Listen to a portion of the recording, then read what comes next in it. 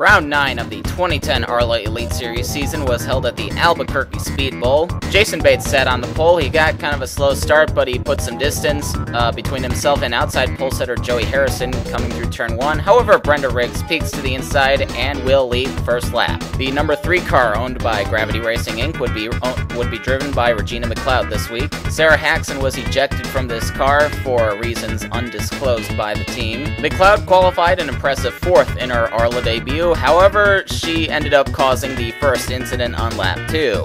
McLeod gets into the back of Joey Harrison in the 100, taking the 100 and the 03 of Dale Underwood into the wall. Leslie Riggs gets stuck in the wall in turn 3. Kurt Walker, Harry Enola, Benji Flynn, Reed Weber Jr., and Alex Carson were also involved. However, Leslie Riggs got the worst of this. Fortunately, she was okay, but the race was red flagged for an hour and 20 minutes while the safety crew repaired the wall. When the race finally got back underway, Brenda Rigs was the leader, with Ricky Navarro in 2nd and Lucas Sweeney, last week's winner, in 3rd. This is Jared Anderson back in the Elite Series, driving the 10 car for Griesberger Racing. Jack Lucas Sampson was ejected from that ride for getting into several accidents and just having a poor performance in general. Anderson drove the 9 car for this team until the end of last year, when he was demoted to the Thunder Trucks after he failed to qualify for several races. Alex Carson in the 28, who was involved in the lap 2 wreck, is about to go a lap down. Brenda Riggs shows that she is not going to tolerate being held up by him. The second caution flew in lap 27. Allie Riggs must have inherited her mother's hatred for lap cars. She goes 3 wide with Alex Carson and Bigsby Foot coming off of turn 4, taking all 3 cars into the wall and collecting Ricky Navarro and Bobby Porto. Brenda Riggs continued to lead on the restart. Jason Bates has worked his way back up to the front of the field after Riggs stole the lead away from him on the first lap of the race. A few laps later, Bates is going to get a run on Brenda Riggs and take the lead. Bates is having one of his best seasons ever. He's 7th in points coming into this race, and he's been in the top 10 all year long. However, he has yet to win a race despite being in this series for 8 years. Bates gets trapped behind the lapped car of Alex Carson, allowing Kevin Monroe to catch right up to the 51. You can see that the 63 handles a little bit better than the 51 through the corners, and Monroe gets a run on Bates, and he'll take the lead. Philip Borland, in his 2nd race, has found himself up in the top 5. He ran low midfield at Texas last week before getting caught up in a wreck, but the New England short tracker is redeeming himself this week, chasing down Todd Stater for the 2nd spot. Caution 3 flew in lap 59. Ricky Flush decides that it's his turn to rough up Alex Carson, but it backfires and he sweeps across the bumper of Bigsby Foot and takes himself into the inside wall.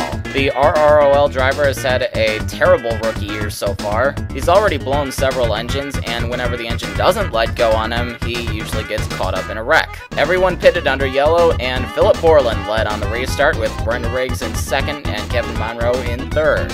However, 1 lap after the restart, Monroe had to dive onto pit road and fix a slight mechanical problem. Monroe ended up falling a lap down, and Jeb Klinger did likewise a couple of laps later. Mechanical problems have plagued the M&J cars this year.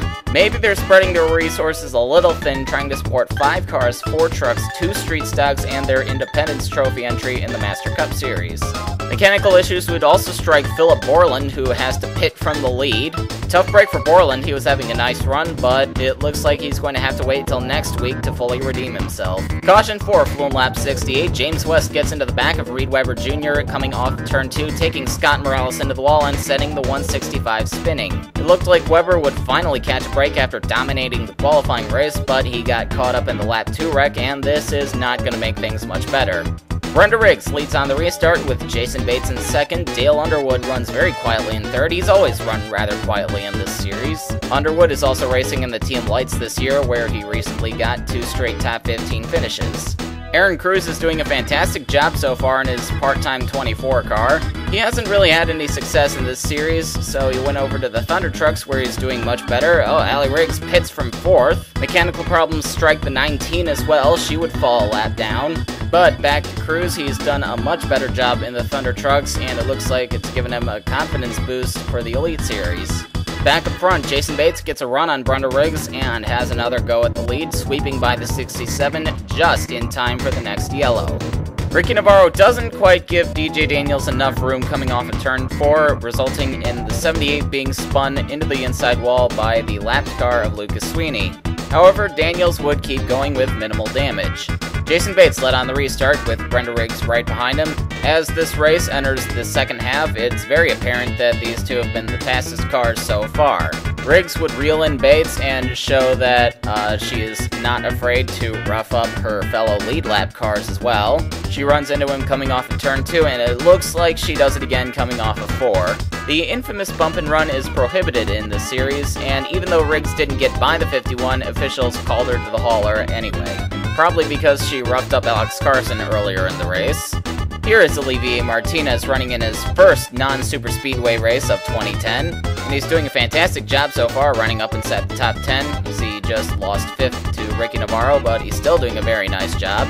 For the second week in a row, Anthony Griffith is running up front in the 211 car. He's running 4th at the moment, right behind Aaron Cruz, still sniffing around for a chance at the lead. The Big Bunny team, after getting into a wreck at Daytona, failed to qualify for every single race up until Griffith stepped into the car at Texas. And so far, he's done nothing but good for the team. Speaking of good, here are a couple of drivers whose seasons haven't been. Siju Dejao and Ricky Flush get together coming off of turn 2 with a little help from Bobby Porto, sending the 37 spinning. You also saw Michael Carter in the 109 and James West in the 69 get a little piece of that. Once again, Brenda Rigs and Jason Bates are 1-2 on the restart. Aaron Cruz and Anthony Griffith are still running 3rd and 4th respectively. Caution 7 flew in lap 108. DJ Daniels' day goes from bad to worse when Amy Harrison turns him into the inside wall. The 78 goes back up across the track. Thankfully, he misses everybody. He just hits the outside wall instead. Brenda Rigs continued to lead on the restart. The only real anomaly in the top 5 is that Namimura has inherited the 3rd spot. However, the restart was followed by the 8th and thankfully final caution. James West gets into Scott Morales coming off of turn 2 and is helped into the inside wall by Olivier Martinez. Then he gets clobbered by Reed Weber Jr. This incident pretty much sums up the season for both West and Weber. They just can't catch a break at all. While under yellow, Namimura is going to have her season summed up for her when the engine lets go on car number 39. I said it at Texas last week, Mura has blown up several engines this season. It seems like she's really hard on equipment, which would pretty much be the only way to explain how she got a 24-second lead at Loudon.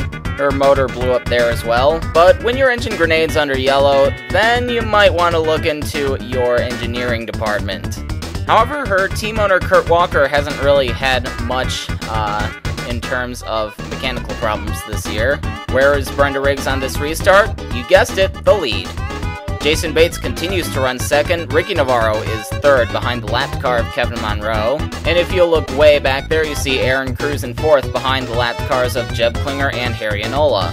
With less than 30 laps to go, Kevin Monroe gets a run on Jason Bates before the 51 can reel in the 67. Remember, Jason Bates has yet to win a race in this series. There goes Ricky Navarro for the 2nd spot, who has not won since 2005. Harry Enola is not going to be a very good teammate right now. He zips by the 34, allowing Jason Bates to take advantage and take the 2nd spot back. If Brenda Riggs saw this in her rearview mirror, she would probably be rather conflicted. Her drivers were not playing very nice with each other, but then again, it was probably helping her pad her lead. Bates would be held up behind the 159 for several laps, allowing Brenda Riggs to extend her lead even more in the closing stages of the race. Bates would eventually work his way around Enola, but by then there were only 5 laps left in the race, and the 67 was long gone. Brenda Riggs would cruise on to her 2nd career ARLA Elite Series victory, and her first at a short track, which is no doubt her specialty. After all, she has more than 300 victories in the ARLA Street Stocks. And here are your top 5 finishers. Riggs led 106 laps. Jason Bates led the 2nd most laps at a mere 26. Ricky Navarro hangs on to finish 3rd. Aaron Cruz snags a surprising top 5 with his part-time effort. I can't remember the last time he finished in the top 5 when he was racing full-time. Maybe we'll see some deals come along his way. And then Andy Pearson finishes a very quiet 5th. He was the only Pearson Sweeney car to finish on the lead lap. And now, here are your points leaders. Andy Pearson takes the lead. He could be well on his way to winning a 5th championship. Brenda Riggs jumps all the way up to 2nd with her victory. Todd Stater hangs on to the 3rd spot. Bobby Porto falls to 4th after having some problems today. And Jason Bates moves up 2 spots into 5th. And now positions 6 through 10. Kevin Monroe runs 6th, 81 points back. Leslie Riggs, who broke the turn 3 wall, runs 7th, 102 points back. Joseph Howard has found his way up into the top 10. Alex Carson runs 9th, and Scott Morales, despite having a lot of problems these last few weeks, hangs on to 10th.